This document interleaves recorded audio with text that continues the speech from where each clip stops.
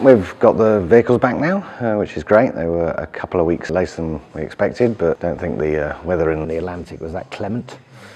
But they all came in last Friday, so we did the usual, caught the overnight ferry on Thursday night, went to Le Havre, and yeah, had a really nice trip actually. I've done a few now, but we turned up to blue skies and gorgeous sun.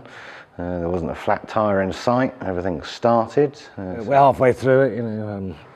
Emily here is clean and ready for a strip down to look at the cage.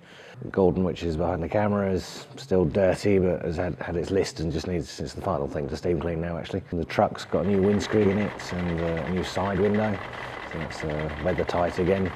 And then Saturday morning we got up early and basically started unpacking, sorting out kits, making lists on the vehicles, because it's best to make a list on the race cars or anything really before you the dirt shows up there. You might get oil leaking or wheels blowing or rub marks, you know, everything like that.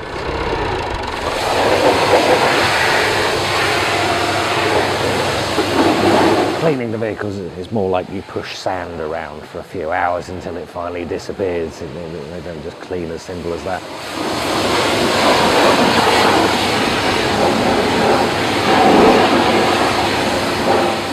Also on the Saturday we had our third recruitment day, so we had six new guys come up, 5 guys and a girl. A really good bunch actually, and I'd be hopeful that we'll see some, not if all of them back. And then on Sunday, cleaning and things, Libby, Chris's partner, Courtney and Natalie, who's John's new girlfriend from Argentina. Another little love story there to the heart of our family. Spent the days cleaning the Land Rover Discoveries that we've got, so they're all shiny and new looking again. And basically set me up nicely for this week, so I'm sort of cracking on with my jobs and sorting stuff out.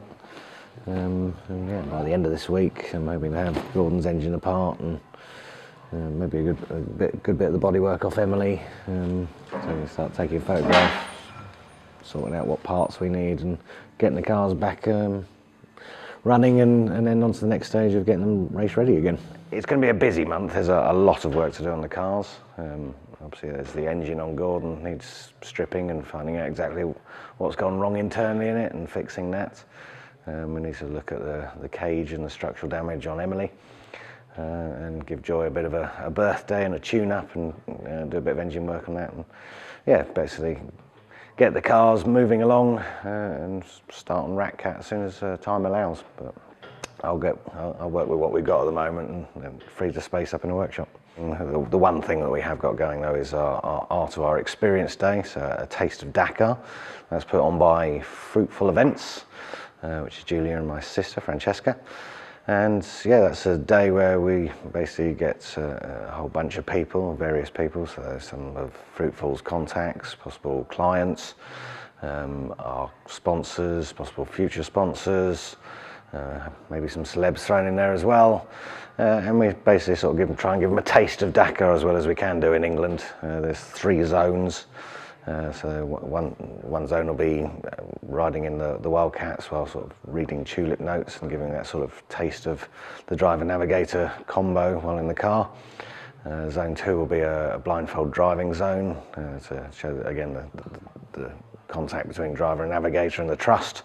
And the 3rd zone will be a sort of a competition fun zone where there'll be a bit of team building and camaraderie and competitions against each other, so we'll put that sort of fun element in, all thrown in with a nice lunch and cross fingers, hopefully some good weather. So, and yeah, it'll also give us promotional material and put the word out there that we're doing that side of things, you know, so we could do corporate days and things like that. And then, yeah, for people to meet the guys as well and hear some stories.